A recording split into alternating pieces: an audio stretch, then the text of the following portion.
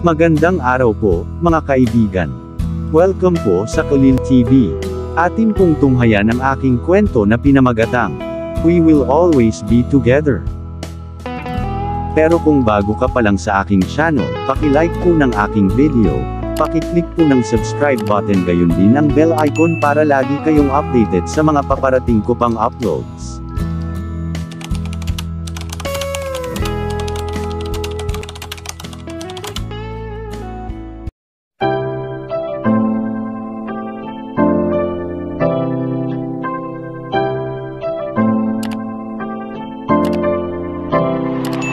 Kulil TV.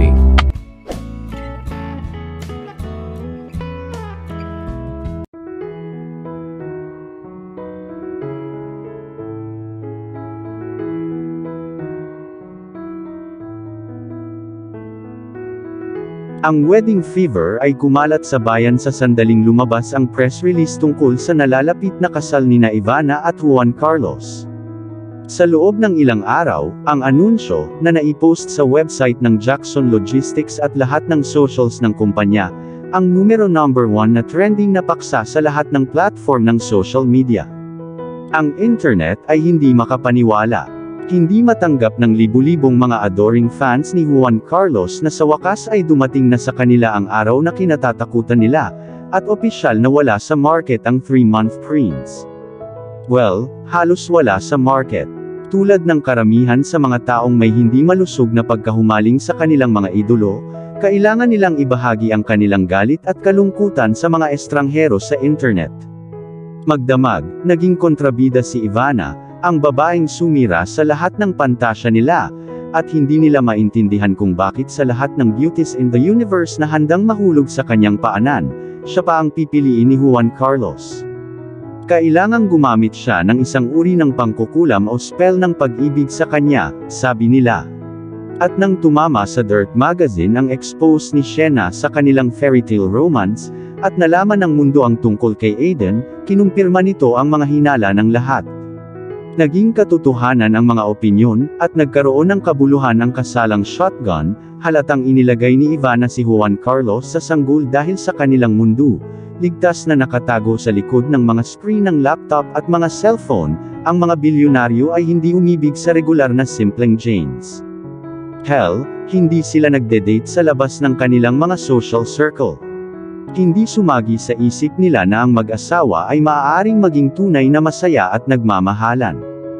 Binasa ni Ivana ang mga komento, nilalamon silang lahat ng may parehong sigasig na ginamit niya upang kainin ang kanyang tuyong Fruit Loops.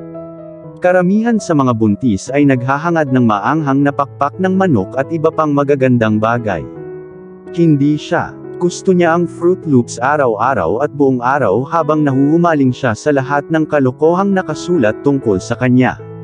Si Ivana ay naging mapilit sa kanyang paggapang sa internet, kinailangan ni Juan Carlos na ilayo ang kanyang telepono sa kanya saglit bago siya nawala ng malay.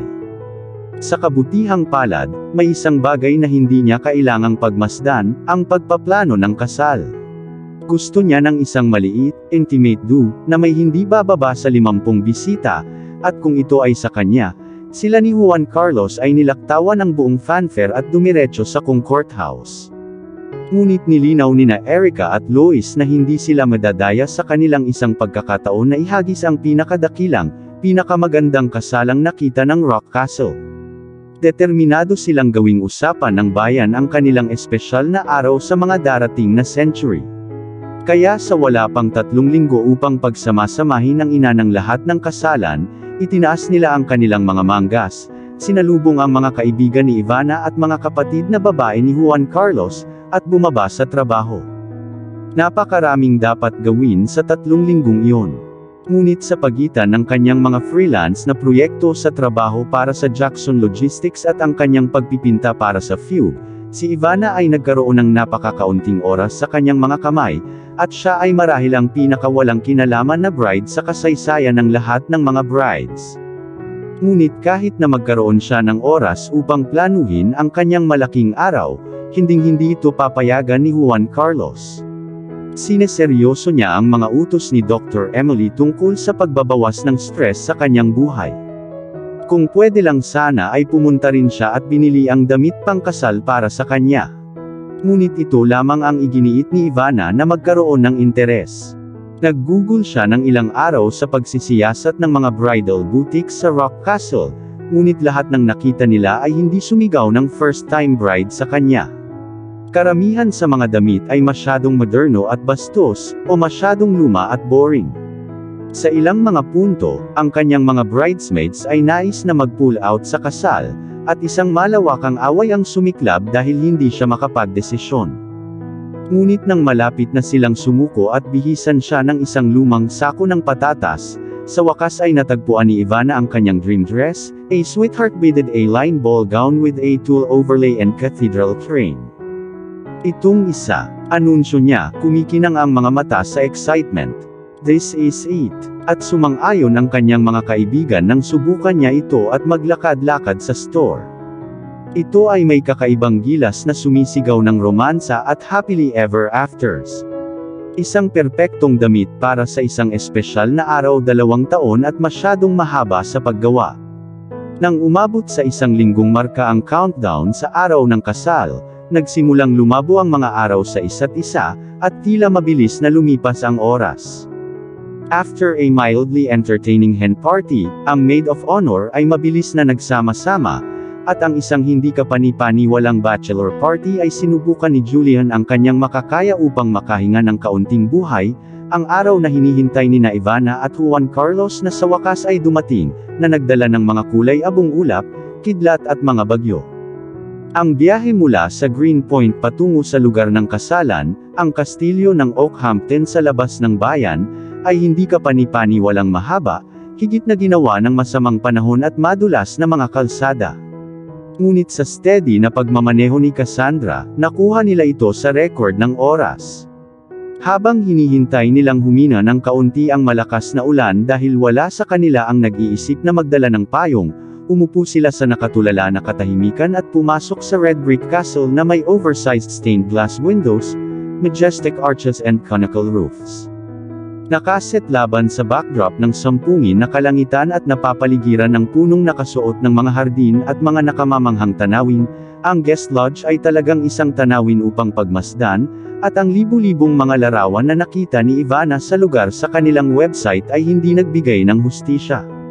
Ngunit kung sa tingin niya ay hindi kapani-paniwala ang labas, ang loob ng katabing kakaibang chapel kung saan gaganapin ang seremonya ay kapansin-pansin.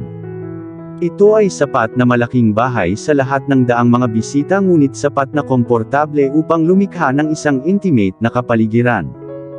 Ang mga marmol na sahig, mga haliging bato at mga tumutulo na chandelier ay nagbigay sa lugar ng hangin ng kagandahan at kawalang panahon, ngunit ang libu-libong mga fairy lights na nakasabit sa kisame ay nagdagdag ng pakiramdam ng romance and magic. Ito ay ang mga daffodils, bagaman, na nakakalat sa buong silid at sa red carpet na nakasunod mula sa entrance, sa tabi ng napakarilag na draped pews, na ginawa ito para kay Ivana. Alam na alam niya ang kanilang simbolismo at ang lalaking nasa likod nila, napaluha siya at napahikbi.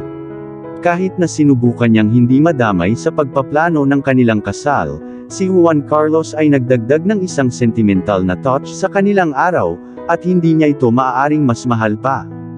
Mas malakas pa nang makita ang caller ID. Anong mali? Tanong agad ni Juan Carlos pagkakuha niya. Wala lang, napaka-perpekto ng lahat, yun lang. At yun ang nagpapaiyak sa'yo. Oo, tumango si Ivana na para bang nakikita niya ako. Hey, punasan mo yung mga luha mo, bilisan mo at humanda ka dahil hindi na ako makapaghintay na gawin ka. Malapit siya, sa loob ng isa sa napakaraming silid sa malawak na kastilyong ito, ngunit nang marinig ni Ivana ang ngiti sa kanyang boses, hindi niya maiwasang mamis ang isang bagay na kakilakilabot, at hindi niya alam kung paano siya makakaligtas sa susunod na 2 oras. Hindi mo ba ako namimiss? Tanong niya, umaasang makakalusot sila sa isang mabilis na halik o 2. Mayroon na tayong masamang panahon. Mas gugustuhin kung hindi ito magkataon. Anong pinagsasabi mo? Tanong niya habang sinusundan ng mga kaibigan niya sa kanilang guest suite para magsimulang maghanda. Hindi mo ba alam na malas na makita ang bride bago ang kasal? Sabi ni Juan Carlos. Hindi ko akalain na ikaw yung tipong superstitious. Napangiti si Ivana nang marinig niya ang kanyang anak at ang kanyang mga uncle na tumatawa sa likuran, at iniisip niya kung anong kalokohan ang kanilang ginagawa.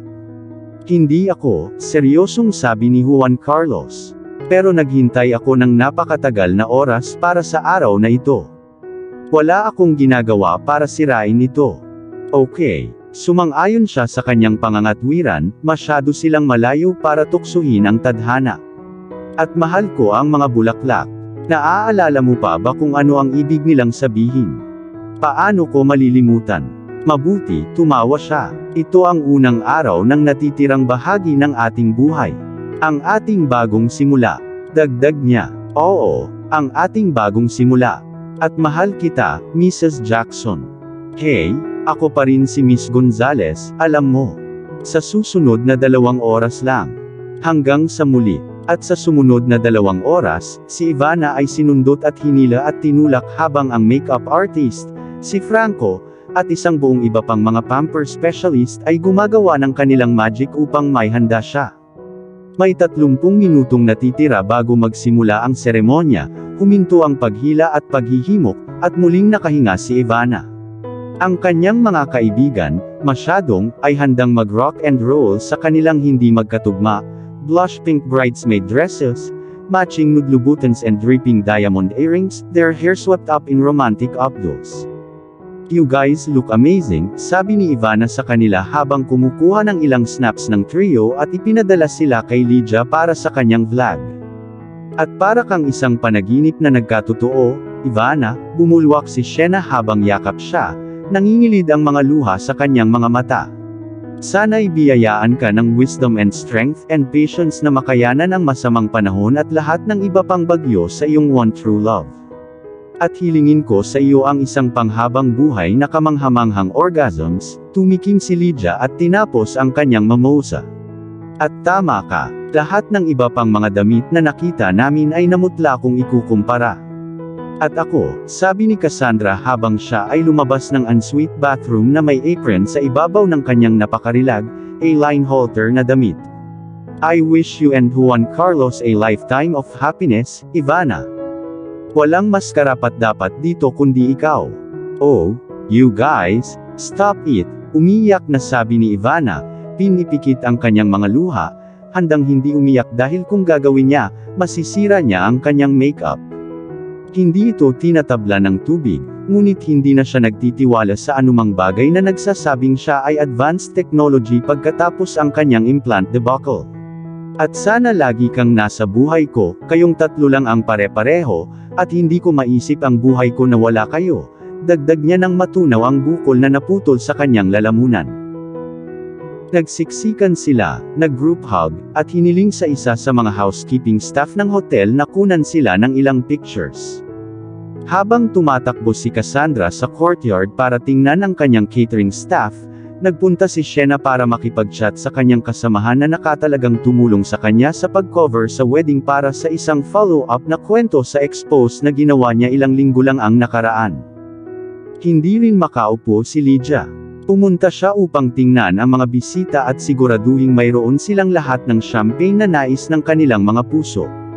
Natagpuan ni Ivana ang kanyang sarili na nag-iisa sa unang pagkakataon sa araw na iyon. Ngunit hindi nagtagal, bagaman. Isang dobleng katok ang tumunog sa pinto at, si Erica, na nakasuot ng kulay abong damit na midi lace at katugmang silver na sapatos, ay pumasok. Naku Ivana, ang ganda-ganda mo. Hinila siya ni Erica para sa una nilang yakap sa loob ng ilang taon. Ang huling pagyakap nila ay noong graduation ni Ivana, at noon pa man ay napakaikli lang. You and Juan Carlos and your babies will be so happy, napabuntong hininga si Erica sa buhok niya. And I'm so happy for you, Ivana. Ang tanging nais ko lang ay makita kang masaya, at alam kong hindi ko sinabi sa iyo ng madalas, but I am so proud of the amazing woman you've become. Salamat Mom. Hindi na napigilan ni Ivana ang kanyang mga luha, tutal buong buhay niyang hinintay na marinig sa kanyang ina na ipinagmamalaki siya nito. Saglit silang nagyakapan, at ang matagal nilang yakap ay nagpaalala kay Ivana ng ina mula sa kanyang pagkabata, ng babaeng naglagay sa kanya ng band-aid nang mahulog siya sa kanyang bisikleta at binalatan ang kanyang tuhod. Mayroon akong para sa iyo, inabot ni Erica ang isa sa mga bulsa ng kanyang damit na hanggang ngayon ay hindi napansin ni Ivana at naglabas ng pearl studs at isang side comb. Isang bagay na luma, bulong niya habang inilalagay ang mga hikaw sa palad ni Ivana. Ibinigay ito ni Lola sa akin noong araw ng kasal ko. Hindi mo kailangang magsuot ng mga ito, bagaman. Naisip ko lang na gusto mong magkaroon ng bahagi ng kanyang kasama mo ngayon. Gusto kong isuot ang mga ito.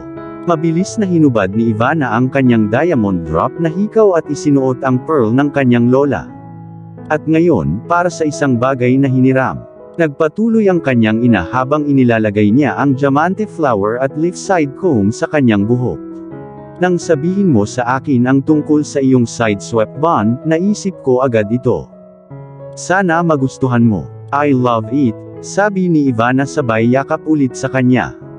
Okay. I have to go check on the groom and my grandson, ngumiti si Erica at kinurot ang pisngi niya gaya ng binabalikan niya noong maliit pa si Ivana. Nakaupo lang ulit siya nang may kumatok na naman sa kanya. Nakasuot ng damit na katulad ng kay Erica ngunit nakaitim, pumasok si Lois at hinawakan ang kanyang mga kamay. Ikaw ang pinakamagandang bride na nakita ko. At ang swerte ng anak ko sa iyo, at mas swerte pa kami na naging parte ka ng aming pamilya. Salamat po, ngumiti si Ivana at tumango, nagbabantang muli siyang lunurin ng mga luha. Alam kong hindi pa nagtagal simula nang magkakilala tayo, pero sobrang inaabangan ko ang lahat ng mga taon na makilala kita, Ivana, dagdag pa ni Lois habang inilalabas ang kanyang blue monogram na panyo na binudbura ng white lilies sa mga gilid. You something blue. Pakiramdam ko ay mas kakailanganin mo ito ngayon. Mahal ko siya at papasayahin ko siya ng husto, saad ni Ivana sa kanya. You have, ngumiti si Lois at marahang hinawakan ang kanyang pisngi. Ngayon, mayroon kang 10 minuto bago ang malaking sandali. Kinakabahan ka ba? Umiling si Ivana. Akala niya magiging siya. Ngunit nakaramdam siya ng kakaibang kalmado at kapayapaan at nalilito sa tuwa. Mabuti, dahil sapat na ang pagkabalisa ni Juan Carlos para sa inyong dalawa. Hindi ko pa siya nakitang kinakabahan ng ganito. Nahirapan si Ivana na paniwalaan na may nagpakaba kay Juan Carlos. Sa kanyang mas malaki kaysa sa buhay na personalidad, siya ay palaging sigurado sa kanyang sarili, sa punto ng pagiging cockiness minsan. See you in a bit, kumaway si Lois sa kanyang balikat. Si Steve na mukhang spiffy sa kanyang tuxedo, ang kanyang pisngi ay namumula dahil sa excitement o marahil mula sa isang baso o 2 whiskey, ay dumating upang kunin siya makalipas ang 5 minuto, ang kanyang mga kaibigan ay sumusunod sa kanya. Naghihintay ang iyong karwahe, princess. Yumuko siya at pinagsalikop ang kanilang mga braso. Itinulak ni Sienna ang wedding bouquet sa kamay ni Ivana at ibinaba ang kanyang belo upang matakpan ang kanyang mukha, at sina Lydia at Cassandra ang kanyang tren habang papalabas sila ng silid. Niyakap nila siya sa huling pagkakataon sa entrance ng chapel at pumwesto sa tabi ng mga groomsmen, na mukhang mag-ara sa kanilang kulay abong terno, at nang magkaroon ng moody at romantikong bagay ang orkestra, nagsimula silang maglakad sa aisle kasama sina Sienna at Matthew na nangunguna sa prosesyon. As the ring bearer, dapat sumunod sa kanila si Aiden. Ngunit, tumili siya sa tuwa at itinapon ang mga singsing na nakatali sa maliit na unan sa sahig nang makita siya. Mommy! Sigaw nito habang tumatakbo palapit sa kanya. Yumuko si Ivana sa sahig at niyakap siya. Hey Aiden! Namiss mo ba ako? Yes mommy, tumango siya at hinalikan ang pisngi sa belo. Pagkatapos ng maraming pagkumbinsi sa kanyang bahagi, sa wakas ay nagpasya siyang seryosohin ang kanyang trabaho. Dinampot niya ang pillow at, sa gitna ng tawanan ng lahat, tumakbo ng mabilis hanggat kayang dalhin siya ng kanyang maliliit na paa sa altar kung saan naghihintay ang kanyang ama. Wala rin sa mood para sa mabagal na marcha ang flower girl na kamag-anak ni Juan Carlos at hindi mas matanda kay Aiden. Kumuha ng isang dahon mula sa libro ni Aiden, siya rin ay nagbold sa aisle at nakalimutang iwisik ang mga petals ng daffodil mula sa basket na nakasabit ng maluwag sa kanyang tagiliran. Ang tunog ng mga kampana ng simbahan na umaanod sa mga overhead speaker sa loob ng chapel ay nagpahayag ng hitsura ni Ivana, at ang lahat ng mga bisita ay tumayo at lumingon sa kanya nang ang pagbubukas ng mga strain ng Ave Maria ay umalangaw-ngaw sa silid. Ang pagkabahala na hindi naramdaman ni Ivana sa buong araw ay sa wakas ay sumipa nang ang milyon-milyong mga mata ay nakazone sa kanya. Kahit naligtas siyang nakatago sa likod ng kanyang belo, bigla siyang nagkaroon ng bagong pagpapahalaga sa plano ni Aiden, at kung nakatakbo sana siya sa pasilyo, gagawin niya, ganun na lang kasabik na mawala siya sa spotlight. Ngunit ang kanyang ama ay nais na gawin ang mga bagay na maganda at mabagal. Ipinaliwanag sa kanya na hindi araw-araw ang kanyang nag-iisang anak na babae ay ikinasal, at gusto niyang tandaan ang bawat maliit na detalye. "You look so happy, honey," bulong niya habang bumababa sila sa aisle kasabay ng music. "Ako, Daddy, sobrang saya ko, pakiramdam ko isa itong krimen.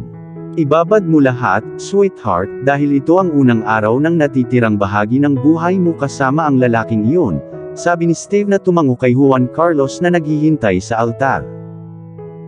Habang pinagmamasdan ni Juan Carlos si Ivana na dahan-dahang lumalapit sa kanya ay nadala siya ng emosyon. Sa buong araw na sinubukan niyang panatilihin itong magkasama, at nawalan siya ng malay kung ilang beses siyang pinigilan ng kanyang mga pinsan sa pagtakbo sa guest suite nito para makita siya. At ngayong nandito na siya, at malapit na sila sa simula ng susunod nilang kabanata, habang pilit niyang pinipigilan ang mga luha niya, hindi magawa ni Juan Carlos. Nabulunan siya ng hikbi, hindi makapaniwala kung gaano siya kaswerte. Hindi pa siya nakakita ng ganoon karaming bride, ngunit kinuha ni Ivana ang numero 1 pwesto mula sa iilan na mayroon siya. Siya ay tumingin hindi kapani-paniwala sa kanyang pananamit, a vision of grace and elegance and beauty, eksakto kung paano niya naisip ang isang tunay na buhay na prinsesa.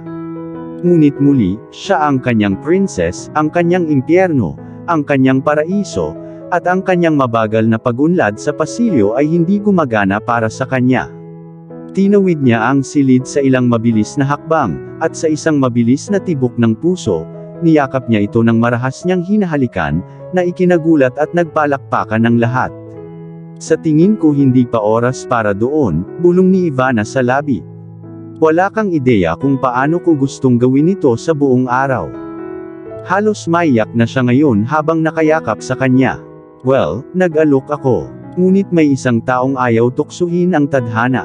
Hinila siya nito para sa isa pang mabagal na halik. Tumingala si Steve at malumanay na ipinaalala sa kanila na malayo na sila sa programa. Maraming oras para dyan mamaya. Nag-aatubili silang naghiwalay, at lumingon si Juan Carlos sa kanyang magiging biyenan at nakipagkamay sa kanya. "Salamat po sa paghatid sa kanya. Ako na po ang bahala dito." With that, inakay niya si Ivana at dinala sa altar. Masyadong mahaba ang kanyang mabagal na bilis.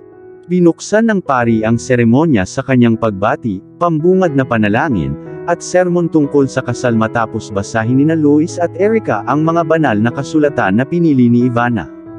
Malaking bahagi ng 40 minutong seremonya ang naging blur para kay Juan Carlos.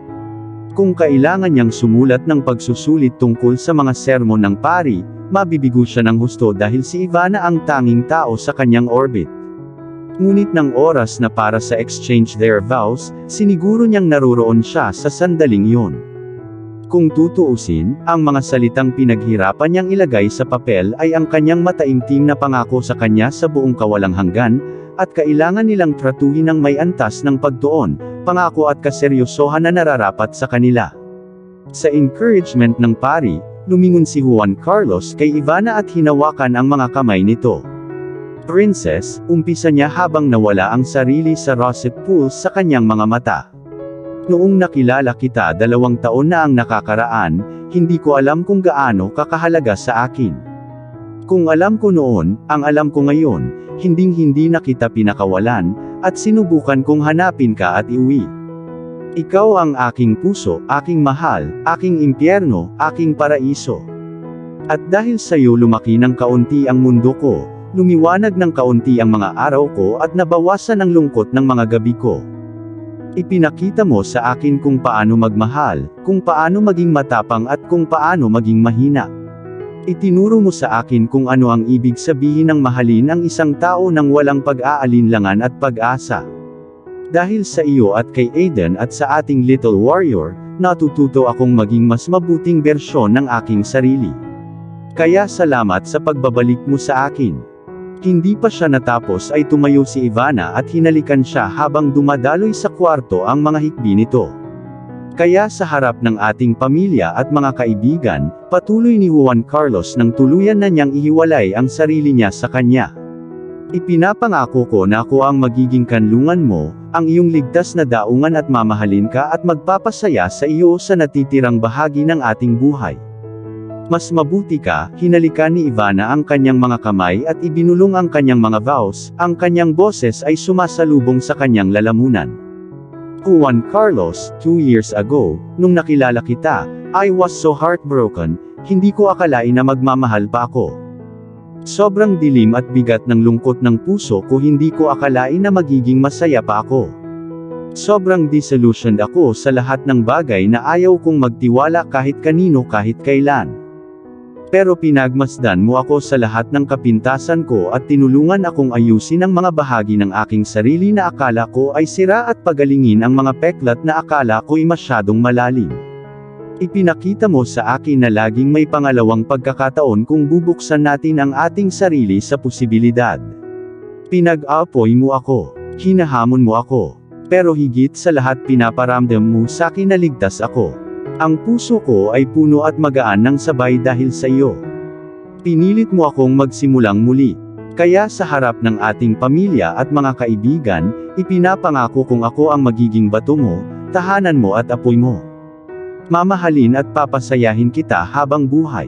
Hindi kailanman nanginginig ang mga kamay ni Juan Carlos nang isuot niya ang wedding band sa daliri ni Ivana. Pero medyo gumaan ang loob niya nang makitang hindi lang siya ang kinakabahan dahil medyo natagalan din siya sa pagsusuot ng singsing. Hindi na kailangang sabihin sa kanya ng pari na halikan ang kanyang bride. Halos hindi pa natapos si Ivana sa paglalagay ng kanyang wedding band sa kanyang daliri nang siya ay lumusot pababa sa kanya.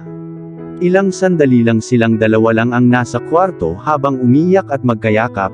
Napatigil lang nang tumakbo si Aiden mula sa front pew kung saan siya umupo kasama sina Lois at Juan para bigyan ng tissue si Ivana dahil humahagulgol ito. Sobrang ingay. Salamat baby, ngumiti siya at tinapik ang ulo niya, at pinanood nila itong tumakbo pabalik sa upuan niya. I now pronounce you husband and wife. Ipinahayag ng pari, at hindi na makapaghintay si Juan Carlos na buhatin si Ivana palabas ng chapel. Inakay niya ito sa gitna ng mga hagikik nitong protesta at tumakbo kasama siya sa aisle habang ang lahat ay naghahagis ng mga petals ng daffodil sa kanila. Tapos na, sabi ni Ivana nang tuluyan na siyang iupo sa dining hall. Nagsisimula pa lang, paalala ni Juan Carlos sa kanya. Hindi, ang ibig kong sabihin ay ang seremonya, ipinatong niya ang kanyang ulo sa kanyang dibdib, at niyakap siya ng mahigpit habang nanginginig siya sa kaginhawahan. Nababalisa ako. Iniisip ko tuloy na may mangyayaring mali. Akala ko lalabas ang mga Ivanov. Hey, tinaas baba niya at tinitigan siya sa mata. Inubos na natin lahat ng malas natin. Mula rito, maaliwalas na ang kalangitan. Tumingin si Ivana sa labas ng bintana at itinuro ang madilim na ulap. Well, ngumisi si Juan Carlos. Baka hindi pa ngayon. Ngunit bukas, maaliwalas na ang kalangitan. Bago pa makapagsalita si Ivana, tumugtog ang musika sa mga overhead speaker habang ang mga bisita ay nagsimulang pumasok at umupo para sa kanilang decadent dinner na inihanda ng mga tauhan ni Cassandra at pinagsilbihan ng mga walang kamaliang sinanay na waitron. Inilahad ni Juan Carlos ang kanyang kamay. Care for a dance, Mrs. Jackson. Say it again, nakangiting sabi ni Ivana. Ano? Tawagin mo akong Mrs. Jackson muli. At ginawa niya, para sa hindi bababa sa 10 beses at sa bawat oras, si Ivana ay sumisigaw na parang batang babae, ang kanyang mga mata ay nagliliwanag na parang langit sa bisperas ng bagong taon. Tandaan ang tugtog na ito. Bulong niya habang hinihila siya sa kanyang mga braso, At nagsimula silang umindayog ng mahina sa musika. It's our song. Wala tayong song. Umiling si Ivana. Oo, ginagawa natin. Heto na. Ito ang parehong song na tumutugtog sa Crush Club noong gabing lumapit ka sa akin sa dance floor, paalala ni Juan Carlos sa kanya. Hindi ako lumapit sa'yo. Hiniling ko sa iyo na iligtas ako mula sa kahihiyan. Nilinaw niya ang mga katotohanan at agad na itinago ang kanyang mukha sa kanyang dibdib. Ang kanyang mukha ay kasing rosas ng set ng damit panloob na ang sarap niyang hubarin sa loob lamang ng ilang oras. Tama, princess. Umisi siya at pinaikot-ikot siya. Ngunit nananatili ako sa aking bersyon ng mga kaganapan dahil ang iyong alaala ay napakahamog, hindi mo man lang maalala ang song natin. Ginagawa mo ito, tama. Hindi ito ang song na sinayaw natin. Guilty. Tumango si Juan Carlos at pareho silang humagalpak ng tawa.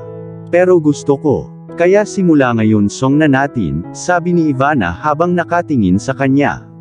I wonder kung sino yung artist.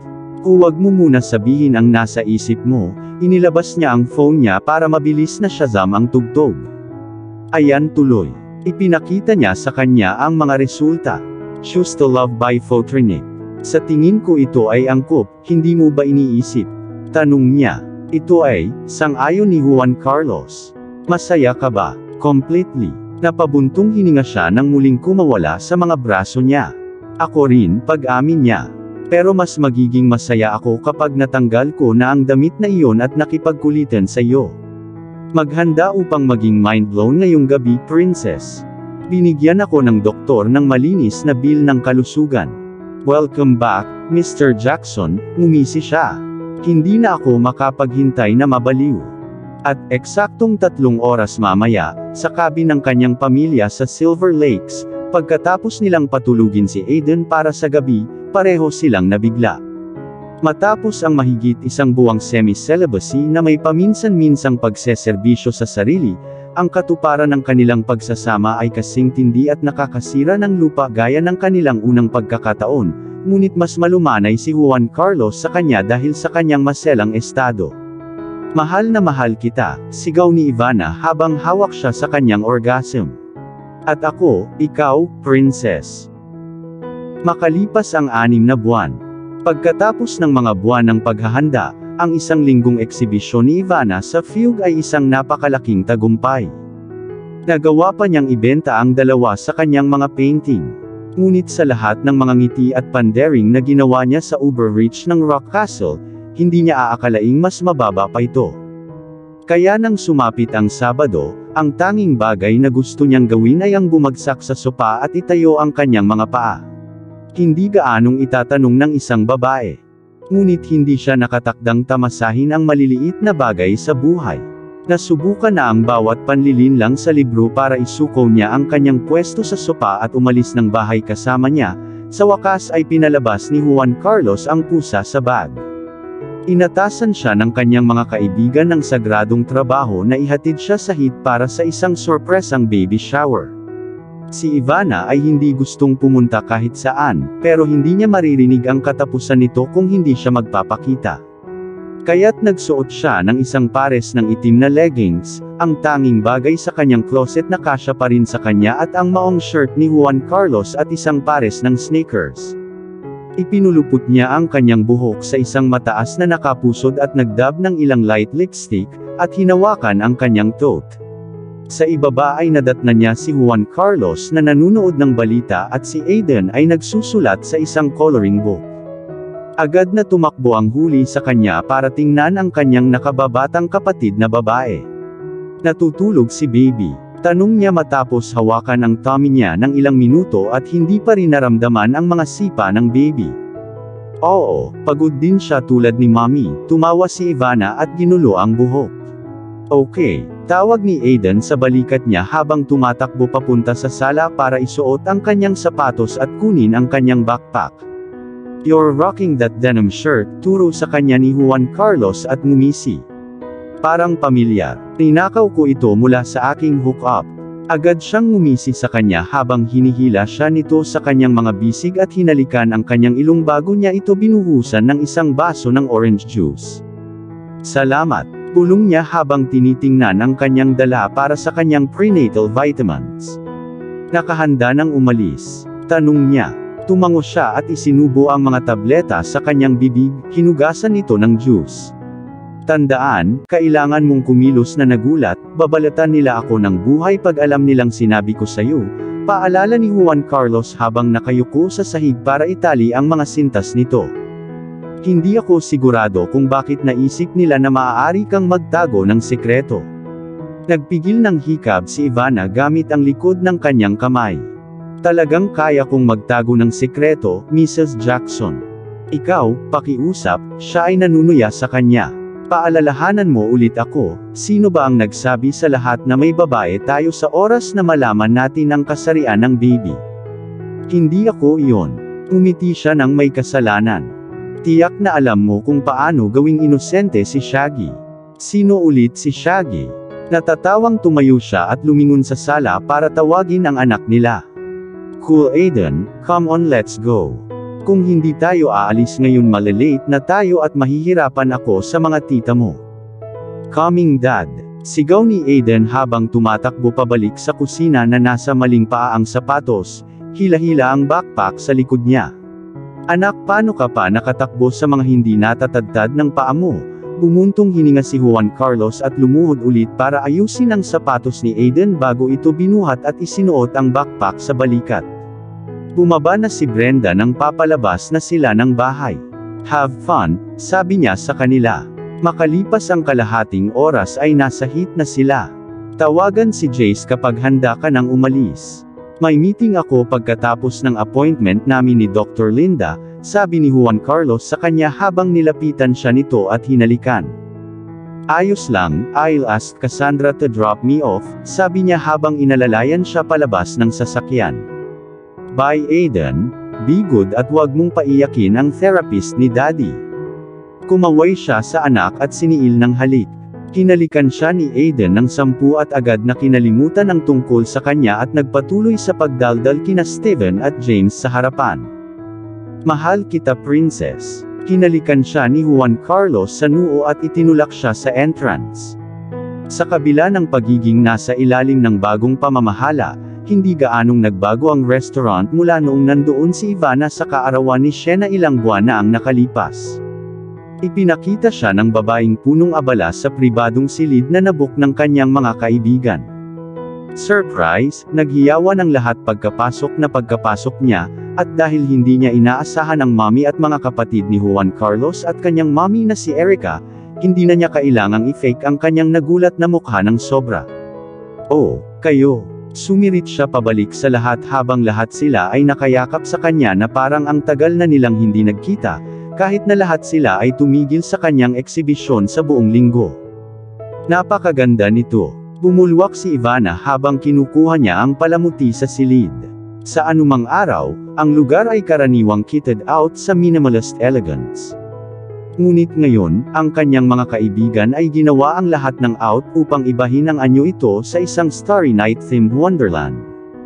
Naglibot-libot siya sa silid at humanga sa lahat ng maliliit na detalye, lubusang nabighani sa lahat, mula sa mga stars and crescent moon floating from the ceiling to the star-shaped cupcakes na kanyang kinagat sa buong hapon. Nakiliti siya sa pink nang makita niyang ginamit nila ang libro ni Aiden bilang centerpiece sa mesa ng merienda. Nagprint siya ng ilang kopya at nagpadala ng ilan sa lahat ng kanyang mga kaibigan kahit na wala silang mga anak. Ibinigay din niya ang isa kay Sarah mula sa HR at ipinadala ang isa pa sa anak ni Isaac.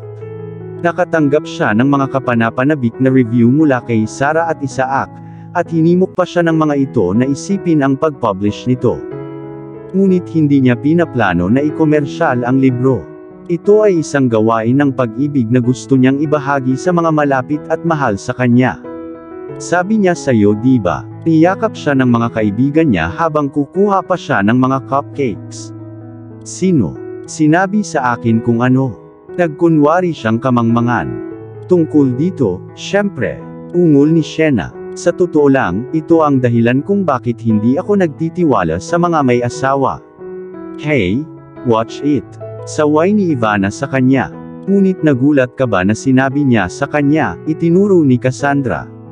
Ito ay ang parehong tao na nagbubulungan kay Ivana lamang noong nakaraang linggo tungkol sa accidental smooch namin ni Matt sa office niya. Si Juan Carlos kayang magtago ng sekreto. Ipinagtanggol ni Ivana ang kanyang asawa at maarteng binago ang usapan, na itinapon ang kanyang kaibigan sa ilalim ng spotlight. Speaking of that accidental smooch, are you guys like seeing each other now? Cassandra turned a bright pink at mabilis na umiling. Aksidente lang kayo. May nahulog ako. Tinulungan niya akong kunin at hindi sinasadyang dumampi ang mga bibig mo. Teja made kissing faces and smacked her lips together. Napaka-bastos mo. So hindi ka pa bagay. Sumali si Shena sa away. Nahuhulog na yata ako sa kanya, kayo. At lahat sila ay nagsisigawan na nakakuha ng atensyon nina Erica at Lois mula sa kabilang kwarto. Babalik ako agad, sabi ni Ivana sa mga kaibigan at naglakad-lakad para makipagkwentuhan sa kanila saglit.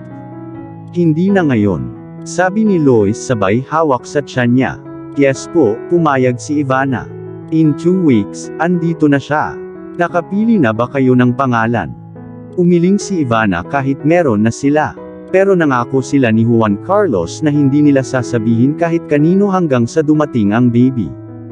Ngunit sa buong bayan, sa sopa ng kanyang therapist, habang itinutulak ng kanyang anak ang kanyang sasakyan sa sahig at kinakausap ang kanyang sarili, hindi napigilan ni Juan Carlos na magsalita tungkol kay Riley Jackson. Hindi na ako makapaghintay na makilala siya, Doc. Siya ang may pinaka-cute na maliit na mukha. Alam mo ba kung gaano makatotohanan ang mga 4D scan? Tumango si Dr. Linda at ngumiti sa kanya. I have 3 boys, Juan Carlos. Siyempre, I know. Alam ko ang 4D scans bago sila naging bagay sa mundo mo. Salamat, Debbie Downer, bakit hindi mo ako pinayagang magkaroon ng isang ito?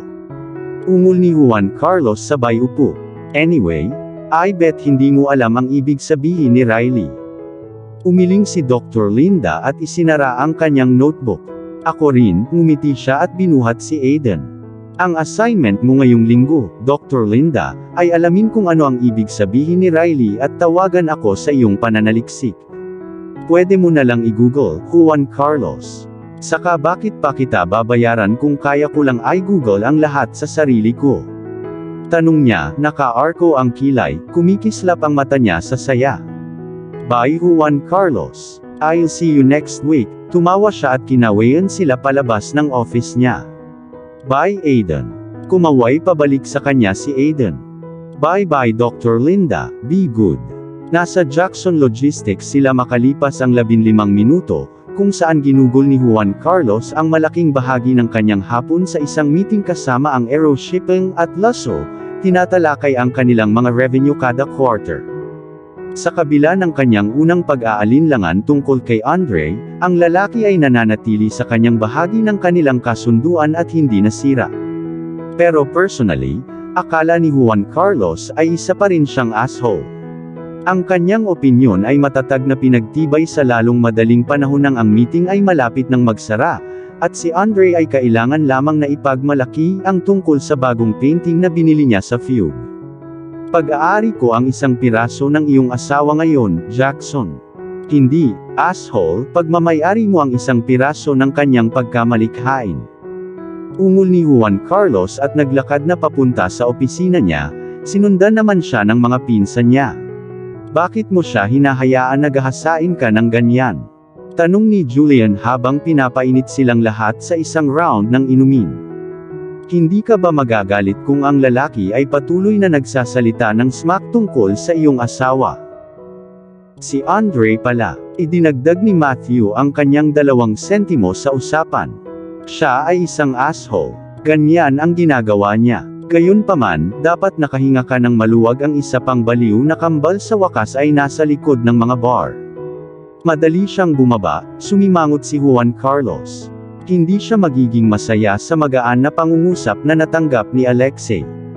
Masyadong maikli ang 6 na taon para sa pagtatangkang kitilin ang buhay ng isang tao. Ngunit alam niyang kailangan niyang makipagkasundo dito sa isang punto. Kailan siya darating? Tanong ni Matthew habang pinagmamasdan ang view ng Castle Bridge at tahimik na humigop ng kanilang whiskey habang si Aiden ay sinubukang sumilip sa telescope kahit halos hindi niya maabot ang eyepiece. 2 linggo, sagot ni Juan Carlos. Kaya malapit na. Nagpanik si Julian sa ngalan niya. I mean, handa ka na ba sa kanya? Kakakasal mo pa lang, hindi ka pa nakakapunta sa honeymoon mo dahil paranoid ka na baka magkamali. At nangyari nga, malungkot na naisip ni Juan Carlos. Nagkaroon sila ng 2 takot sa baby, ngunit sa kabutihang palad sa parehong pagkakataon, naiwasan ng mga doktor ang kanilang pinakamasamang bangungot. Gayunpaman, wala sa mga miyembro ng kanilang pamilya ang nakakaalam dahil itinago nila sa kanilang sarili ang mga nakakasakit na pangyayari. Higit pa rito, natututo ka pa ring makipag-usap sa lalaking ito doon, buhat at tinuro ni Julian si Aiden, na tinuro naman siya pabalik at tumawa. At ngayon nasa daan na ang munting ito, dagdag pa ni Matthew at itinaas ang baso niya. Ako na ang bahala, sinabi niya. Paano ka nakakasigurado? Mayroon akong Ivana. Sa tabi ko siya, kakayanin ko kahit ano. Oo master, gusto kong maging katulad mo paglaki ko. Yumuko si Julian at umatras mula sa silid. Ngunit sa pintuan, kailangan lang niyang ipaalam sa kanila ang kanyang napaka-exciting na plano para sa gabing iyon. Remember Chloe Leonard, ang lingerie model. Sa wakas nakuha ko na ang meet and greet ko sa kanya. Kumapit sa iyong bank card, sabay-sabay na sabi ni Matt at Juan Carlos at natawa sila sa pagkakasabay.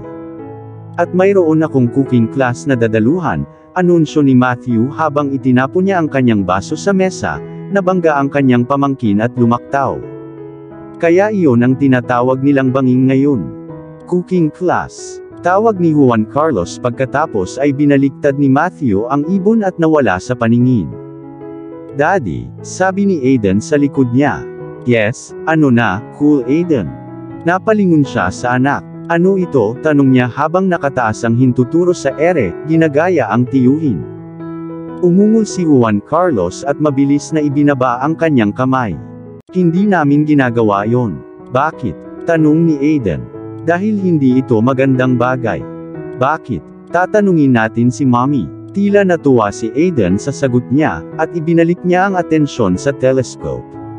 Binuhat siya ni Juan Carlos at inayos ang eyepiece para sa kanya, at ilang sandali pa ay nag-zone na sila sa mga sasakyang humaharurot sa tulay.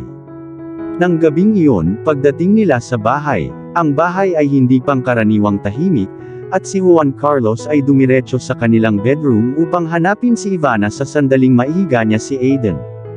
Ngunit wala siya doon. Ang kanyang art studio, sa tapat ng kanyang study room, ay walang laman din. Ang pinto ay nakaawang. Bihira siyang pumasok sa loob at sinubukan niyang huwag pumasok ng walang imbitasyon dahil inisip niya na ang silid ay isang sagradong lugar kung saan naninirahan ang lahat ng pagkamalikhain ni Ivana. Tama siya. Pagpasok niya sa loob, para siyang dumaan sa isang portal at sa ibang dimensyon, isang nirvana ng mga kulay at emosyon, kung saan nagbanggaan ang mga ideya at pagkamalikhain at damdamin. Nadala sa isang partikular na pagpipinta, nilapitan ito ni Juan Carlos, at sa pinakamatagal na oras, nakatayo lang siya roon, nakaugat sa lugar, tinitigan ang eksenang nasa harapan niya. Hindi dahil sa moody backdrop ng dark colors at bold strokes o sa sandaling nagyelo sa canvas. Ngunit dahil sa hilaw na emosyon na ganap na na-encapsulate ni Ivana. Bumalik ka na, sabi nito mula sa kanyang likuran, hinila siya mula sa kanyang kalungkutan at galit at kalungkutan na nagawa niyang makulong sa loob ng painting. Why would you paint this? Tanong niya.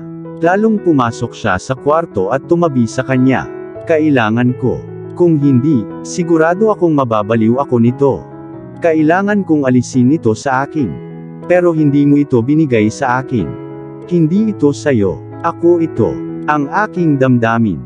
Hindi, umiling siya. Ito ay isang paalala kung paanong hindi na kita dapat itulak muli ng masyadong malayo. Gusto ko ito. Saglit siyang tinitigan ni Ivana, bumakas sa mga mata niya ang pagkalito at lungkot. Bakit? Tanong niya sa wakas. Dahil hindi pa ako nakakita ng katulad nito, at hindi pa ako nakaramdam ng buhay kapag tumitingin ako sa isang painting.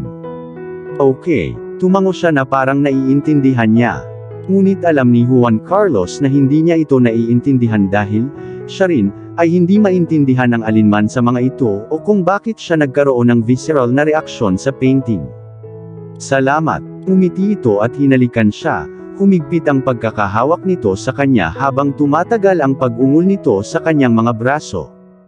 Bawal kang gumawa ng mga ganyang tunog daing niya nang humiwalay sila. Lalo na kapag alam nating dalawa na wala tayong magagawa sa kanila. Yes, Captain.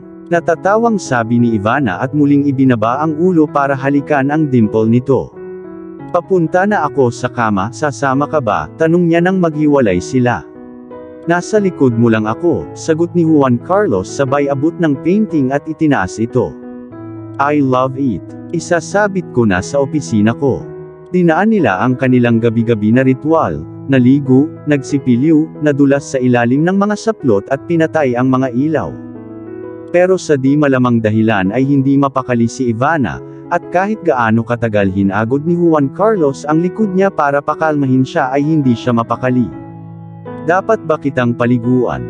Tanong ni Juan Carlos. Naligo na tayo, paalala nito sa kanya. Okay. Gusto mo ba ng ice cream? Hindi, umiling siya, hawakan mo lang ako. Lumapit si Juan Carlos, nakapatong ang kamay nito sa tiyan niya. Natatakot ako, umiiyak na sabi ni Ivana sa unan niya. Hindi ko naramdaman ang paggalaw niya ngayon. Hindi niya namamalayan na hinigpitan niya ang pagkakayakap sa kanya at hinalikan ang buhok nito. Alam mo tamad siya, malamang natutulog. Pero sumipa pa rin siya, napatigil si Ivana, at pareho silang natawa ng sinipa ng anak nila ang tiyan niya. See? I told you tamad lang siya. Matulog ka na. At ginawa nila ito hanggang sa ginising siya ni Ivana sa madaling araw pabalik mula sa banyo. Juan Carlos, gising na. Nabasag ang panubigan ko. Agad siyang nagising. Binuksan niya ang mga ilaw, tinitigan ang tilamsik ng tubig na namumuo sa paanan niya, at nakalimutan ang lahat ng itinuro sa kanya ni Google. Anong ibig mong sabihin na basag ang panubigan mo? 2 linggo na raw siya. Ano na ang gagawin natin ngayon? Hindi siya makakapunta ngayon. Hindi ko akalain na ikaw ang bahala. Inilagay lang niya ang kanyang RSVP. Siya ay darating. Sa lalong madaling panahon. Kailangan na nating umalis. Okay. Sinuot niya ang kanyang mga damit, sinuotan si Ivana ng malinis na nightie at binuhat siya pababa. Nakalimutan natin ang go bag. Paalala nito sa kanya. Tama ang go bag. Siya ay sumigaw sa tuktok ng kanyang mga baga. Dave, Brenda, dalhin ang go bag. Agad na naging pugad ng aktibidad ang bahay habang inaayos ng lahat ang kanilang paglalakbay sa ospital, at nasa mediclinic sila sa loob ng 15 minuto. Hindi tulad ng kanyang nakatatandang kapatid, si Riley Jackson ay dumating sa mundo na sumipa at sumisigaw at handang angkinin ang kanyang trono sa puso ng kanyang ama pagkalipas ng 3 oras. At nang hawakan siya ni Juan Carlos sa unang pagkakataon at hinawakan ang kanyang maliliit na rosas na labi habang inilalabas niya ang kanyang maliit na baga, hindi na sana niya ito minahal ng higit pa. Akala niya ay kumpleto na ang buhay niya at buo ang puso niya nang malaman niyang sa kanya si Aiden, ngunit nagdagdag si Riley ng panibagong dimension ng pag-ibig. Siya ay isang salamin na imahe nila ni Aiden sa kanyang madilim na pulang buhok at asul na mga mata. Ngunit nang tumingin si Juan Carlos sa kanya, ang nakita lang niya ay ang katatagan at lakas at tapang ni Ivana. Juan Carlos. Mahinang sigaw ni Ivana mula sa kama habang inaasikaso siya ng mga doktor at nurse. Okay lang ba siya? Ayos lang ba siya? Siya ay perpekto, bulong ni Juan Carlos habang papalapit sa kama at umupo sa gilid at marahang inilagay ang kanilang bagong sanggol na babae sa kanyang mga bisig. At ikaw, Mrs. Jackson, ihanda mo ang aking bayad. Napakaliit niya, umiiyak siya, kumikislap ang mga mata niya sa kakayak. Pero siya ay isang warrior. Sabi ni Juan Carlos. Like her mom. Ang kanilang maliit na batang babae ay lumaban sa lahat ng mga pagsubok at nakipaglaban ng husto upang makapasok sa mundo. Kahit na iniisip ng doktor na hindi siya makakarating, napatunayan ni Riley na mali silang lahat, at hindi siya makapaghintay na panoorin itong lumaki at makita ang lahat ng mga kamanghamanghang bagay na gagawin niya. Salamat, sabi ni Juan Carlos nang mag-isa sila sa kanilang pribadong silid kasama ang kanilang bagong sanggol. I guess I should thank you as well kasi marami kang naiambag, at ako na lang ulit ang incubator. Umiti ito ng nakakaloko sa kanya, at hinila siya nito at hinalikan ng matagal at mariin. Iyon ang iyong unang bayad. May utang ka sa akin ng panghabang buhay ng mga iyon mula nang matalo ka sa taya, bulong niya. Hinding-hindi mo hahayaang makalimutan ko yun, di ba? Of course not, tumawa siya habang dumukot sa loob ng kanyang bulsa at inilabas ang isang maliit na silver box. Buksan mo ito. Napabuntong hininga siya at napaluha nang makita ang charms sa loob. Gusto mo ba sila? Tumango siya. I love them. Mabuti, dahil kumpleto na ang pamilya natin, sabi ni Juan Carlos habang hinuhubad ang kanyang bracelet at idinagdag ang sun at star charm sa natitirang bahagi ng kanyang set. Doon, ang araw at ang buwan at ang mga bituin ay maaaring hindi magbahagi ng parehong kalangitan sa parehong oras. Ngunit dito ka, ako, si Cool Aiden at ang ating little warrior, will always be together.